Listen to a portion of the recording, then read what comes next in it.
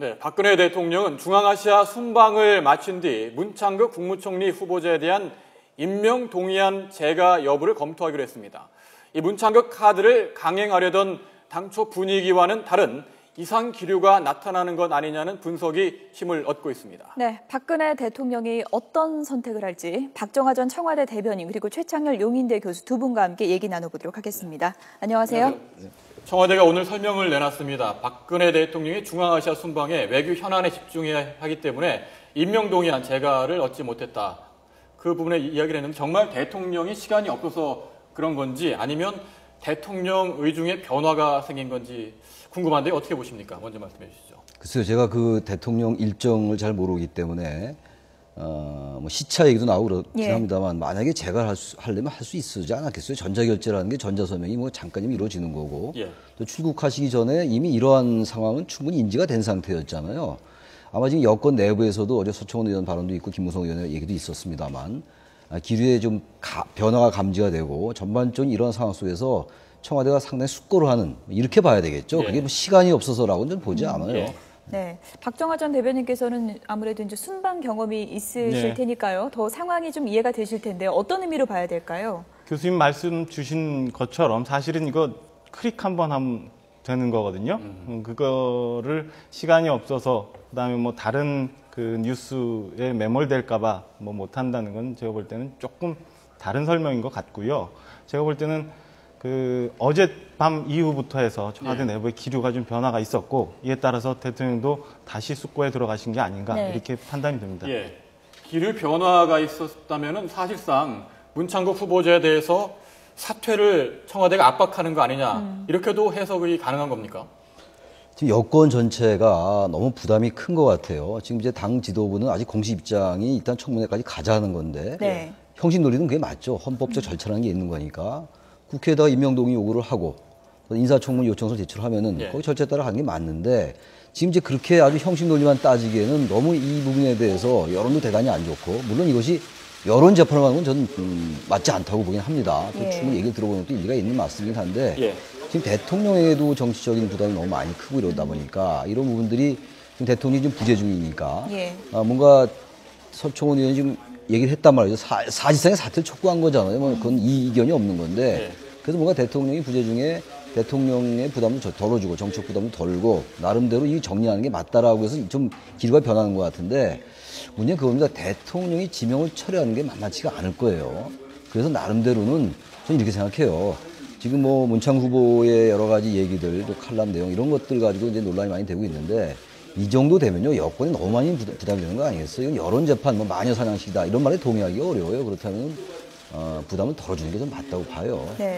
어떻습니까? 순방 중에요. 이제 이전의 경우를 보면은 이렇게 해외 순방 중에는 좀 중요한 결정 같은 것을 좀 미루는 그런 경우가 많았습니까? 아니면 좀 이례적인 경우일까요? 어떻게 봐야 될까요? 글쎄 제 경험으로 보면 조금 이례적인 것 같고요. 이미 총리 임명과 관련한 논란은 출국 전에 다 나왔던 거였고 대통령 임명 동의안 서류가 준비가 되면 국회 쪽으로 넘기면 되는 건이었는데 그게 사실은 어제 저녁부터 뭐 얼마 후면 다 하실 거다 아니면 오늘 아침에도 시차가 뭐 서너 시간 정도 되니까 아침 오전까지만 해도 새벽 시간 아침 시간이 지나면 하실 거라고 생각을 했었는데 돌아오셔서 말씀하신다고 하는 거 보니까 글쎄요 자진 사퇴의 틀을 쓴 사실상 지명철의 수순을 밟고 있는 게 아닌가 저는 이렇게 보고 있고요.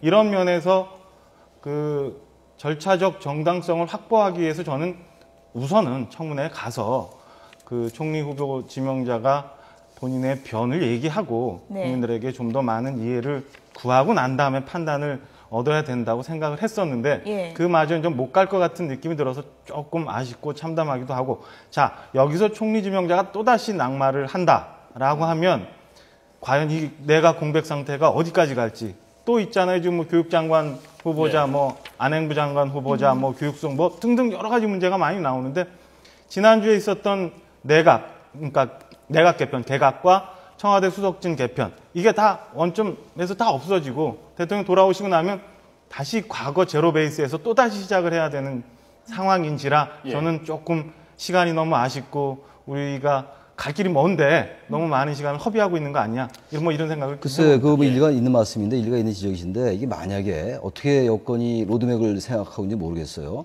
청문회를 가서 본회의로 표결에 갈지. 근데 만약에 본회의 표결로 가면 부결될 가능성을 배제할 수 없잖아요. 만약에 청문회를 마치고 본회의 가서 만약에 부결이 된다. 그거야말로 대통령이 엄청난 타격일 겁니다, 아마. 그냥 지명 철회하고 자진 사퇴해서 총리 2명의 후보가 낙마하는 것과는 비교 안 될 정도로 명시적인 레임덕이라고 볼 수가 있거든요. 예. 물론 당론으로 하지 않더라도, 당론을 정하지 않고 이른바 크로스보팅 자유투표 한다 하더라도요. 그것이 만약에 부결될 때 그 정책 부담 너무 커요.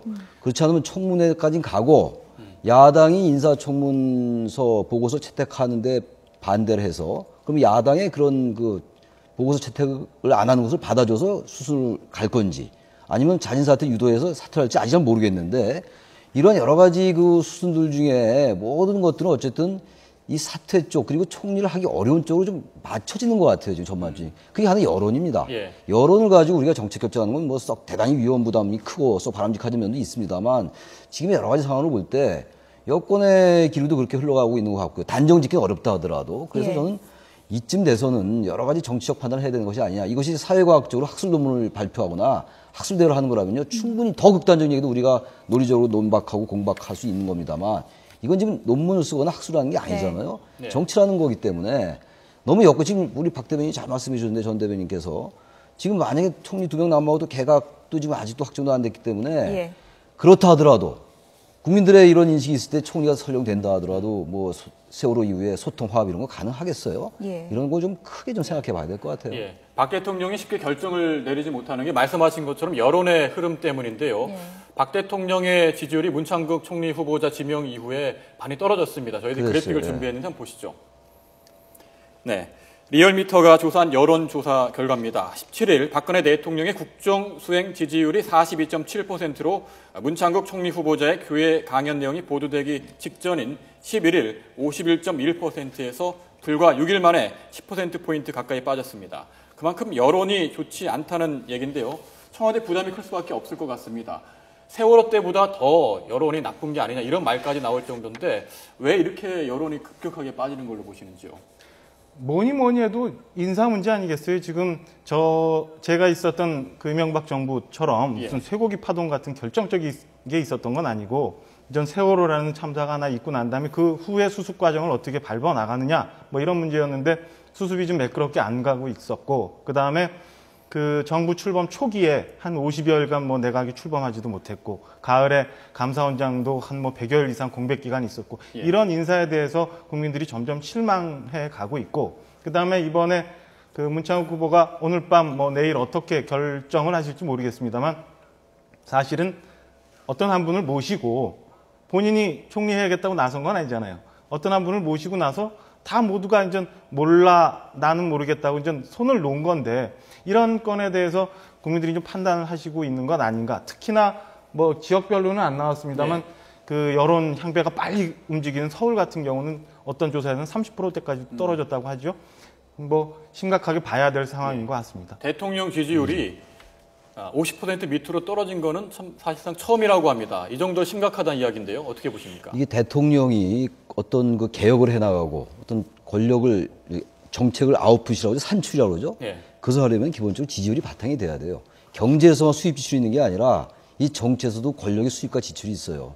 지지율이 50%가 안 되면요.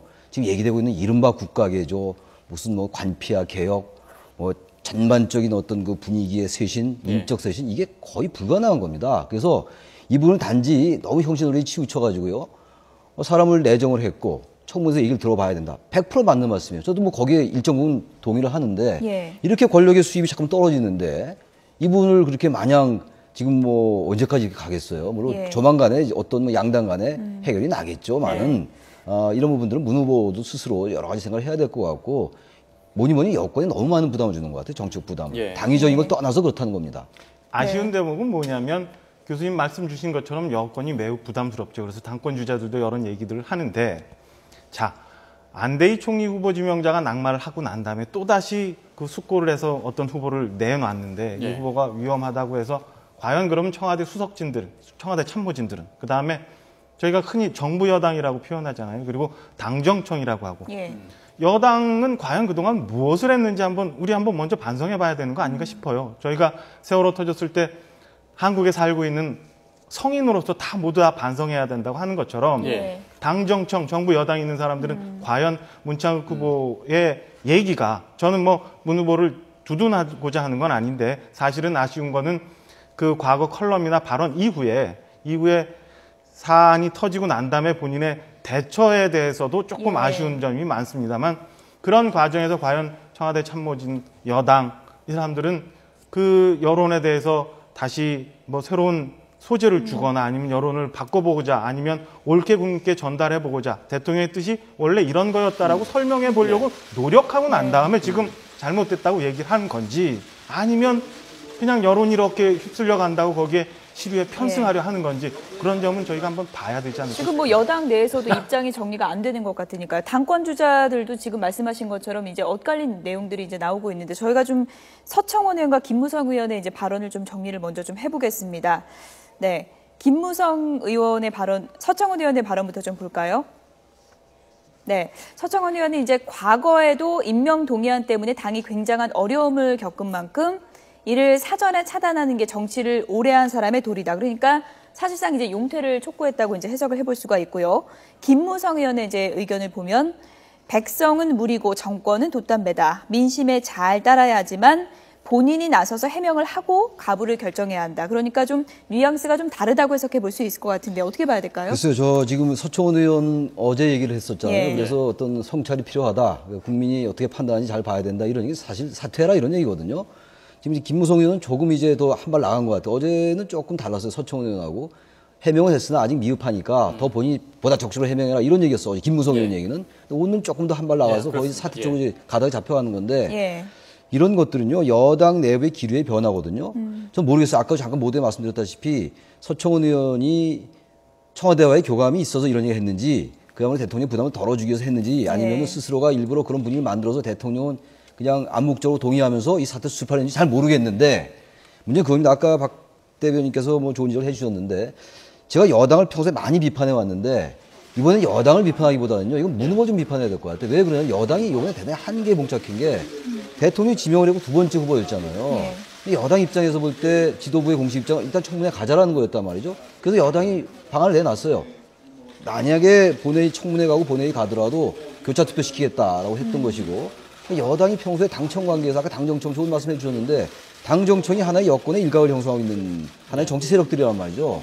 여당이 항상 자기 목소리 못 내고 이런 걸 누구 못지않게 제가 많이 비판을 해왔는데, 이번의 경우에는 여당이 나서가지고 이 후보가 잘못됐다는 얘기가 어려웠던 겁니다. 그리고 아까 말씀하신 것처럼 여론을 바꿔보고자, 바꿀 이유가 없는 거죠. 여론을 한번 지켜봐야 되는 거죠. 이 후보를 이제 지명을 했으니까 청문회 가기 전에. 그게 이른바 여론 검증이에요. 우리 자꾸 여론 검증을 너무 여론의 뭐 마녀 사냥이라고 얘기하는데, 물론 경선이나 이런 거에서 너무 여론에 따라서 움직이는 거, 후보를 정할 때 이런 것도 비판받아도 마땅합니다만, 어떠한 사안이 나타났을 때 국민들이 어떻게 생각하냐는 대단히 중요한 거예요.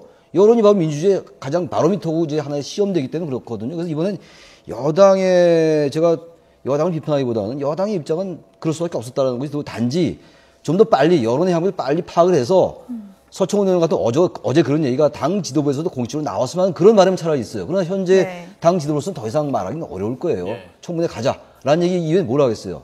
그러니까 현재로서는 여당도 대단히 고통스럽다, 이 얘기 좀 드리고 싶어요.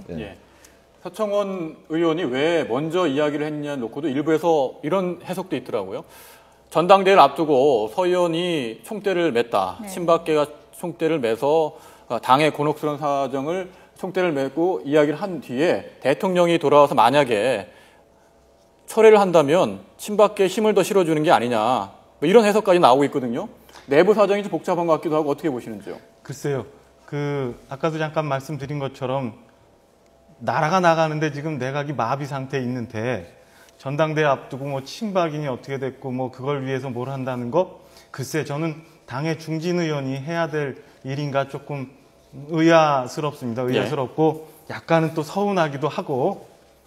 그런데 글쎄요, 서 의원님이 그런 생각을 갖고 계셨다면 지난번 지방선거 이후에 개각할 때 대통령께 말씀을 드리면 되는 거고, 인사 책임을 지고 있는 김기춘 실장한테 찾아가서 얘기하면 되는 거고, 하면 되지. 왜 이제 와서 그런 말씀을 하시는지 국민의 한 사람으로서는 좀 이상해요. 사안이 다 벌어지고 난 다음에 이제 뒤에서 뒷짐지고 있다가 저거 안 돼. 이게 글쎄 책임 있는 나는 여당의 중진 의원이 하실 일은 아니라고 보여집니다. 그래서 그런 점도 있는데 예. 제가 자꾸 서 의원 두둔하는 것처럼 돼버렸는데 이런 거죠. 여론의 향배를 파악하는 건 정치인들의 기본 책무입니다. 물론 여론을 먼저 주도해 나가는 것도 예. 정치인들의 몫이긴 합니다만 내정을 하고 보니까 몰랐던 사실이 많이 알려진 거 아니에요. 그리고 이런 부분들이 이게 맥락 속에서 한 얘기냐 아니냐 이런 논란이 있는 가운데 이게 대단히 심각하게 흘러가는구나 라고 해서 나름의 당의 얘기를 했던 거라고 저는 보고 네. 아까 당시 말씀하셨는데 이제 그 전당대회 관련해서 예. 저는 그런 점도 없지 않아 있는 것 같아요. 왜냐하면 최근에 김무성 의원하고 서청원 의원하고 보면요. 약간 김 의원이 앞서가는 추세였어요. 근데 어제 같은 경우는 지금 보십시오. 전당대회 그 초재선이 지금 거의 70% 이상이에요. 지금 초선이 79명이고 재선이 36명이거든요. 근데 이분들이 대체로 대단히 개혁적 성향을 많이 가지고 있다고 봐야 돼요. 새누리당의 초재선 의원들. 예. 게다가 지금 당이 너무 지금 지지율도 뭐 그렇습니다만 너무 당이 잘못 가고 있는 게 아니냐. 인사 문제 여러 가지 난맥상도 나오고 그렇다면 뭔가 당의 변화가 필요하다라는 생각을 할 수 있어요. 당에서는. 왜 예. 의원들은 총선을 생각할 수밖에 없잖아요. 의원들이 제일 민감한 건 재선 3선이거든요. 그렇다면 서청원 의원이 그것도 정치 감각이라고 볼 수가 있어요. 당이 민심을 대변해서 얘기를 하고 그래서 자신의 어떤 그 반전을 꾀하는 거 그게 뭐 정치 아니겠어요? 그러니까 나름대로 그것이 자기 정치적 이익에도 부합한다면은 전 그래서 이번에 어제 서 의원이 얘기했던 것은 왜 이제 와서 뒷짐지고 있다고 얘기하느냐라는 처음보다는 나름의 민심을 대변했다라고 좀 긍정적으로 보고 싶다는 얘기예요. 네. 이렇게 두 가지 좀 극단적인 예를 좀 이게 꼭 맞는 건 아닙니다. 그 몇 달 전에 우리 세월호 참사가 터졌을 때 예. 가장 많이 지탄을 받았던 분이 누구냐면 강병규 행안부 장관하고 이주영 해수부 장관이었어요. 뭐 이제 행안 장관은 놔두고 이주영 해수부 장관 그때 모든 사람의 지탄을 받고 책임의 일인 제일 먼저 있었던 사람인 것처럼 비춰졌는데 지금 어떻게 돼 있나요? 그러니까 저는 꼭 그게 지금 상황하고 맞는 건 아니지만 너무 정치를 오래 하셨던 분들이 그때 나왔던 여론에 너무 많이 편승을 하는 게 꼭 옳은 거냐? 이거는 우리 교수님 같은 분들이 나중에 학물적으로 한번 좀 연구 좀 해봤으면 좋겠어요. 딱 몇 달 전이에요. 몇 달 전에 물러나야 되고 책임져야 된다는 해수부 장관에 대해서 지금 아무도 유임된 거에 대해서 아무도 뭐라고 안 해요. 여론이라는 거는 누가 조작하지 않아도 그다음에 거기에 무슨 장치를 두거나 호도를 하지 않아도 변해가는 거거든요. 그때 그 시점하고 또 내일 시점하고 모레 시점이 달라지는 거. 그럼 대통령이 이렇게 어려운 처지에 처해 있는데 친박계 좌장이라는 사람이 대통령 집 안 계시는 시점에 대가 되고 뭐 일종의 뭐 이 칼을 찌르는 일을 하는 게 맞는지 저는 모르겠어요. 그 일리가 있는 말씀인데 제가 아까 계속 얘기했던 게 예. 이게 만약에 본회의까지 가서 부결됐을 때도 생각을 해야 돼요. 그래서 그 부분이 대통령이 안 계실 때 아까 무슨 뭐 칼 이런 게 그 뒤에서 저는 그렇게 보지 않아요. 오히려 대통령의 그 여러 가지 정치적 환경을 편하게 해주는 거라고 볼 수 있어요. 관점에 따라서. 그리고 이재용 장관 얘기는요. 여론이 항상 조변석기 그 변동스러운 게 여론이에요. 원래 민심이 원래 그런 겁니다. 근데 이재용 장관의 경우는 나름의 진정성을 보였던 겁니다. 거기 여론이 반응했던 거거든요. 그래서 그 부분이 약간 좀 다른 게 아닌가라는 생각도 좀 들어요. 네, 두 분이 이제 좀 논쟁을 벌이셨는데 두 분 모두 이제 후보자의 결정이 이제 중요하다. 지금 이 시점에서 가장 중요하다 이제 얘기를 해주셨는데요. 자진 사퇴 가능성 지금까지 이제 입장을 보면 어느 정도 있다고 보십니까? 저는 이렇게까지 상황이 간 거는 아까 모두에도 말씀드린 것처럼 문창욱 후보 지명자에 대해서 청와대가 자진 사퇴하라고 강요하는 거와 똑같다고 봅니다. 그래서 오늘 저녁 내일간에 저는 무언가 움직임이 있지 않을까 싶고요. 그런 면에서 인사를 책임졌던 사람들이 또다시 책임져야 된다고 보고요. 비겁하다고 봅니다.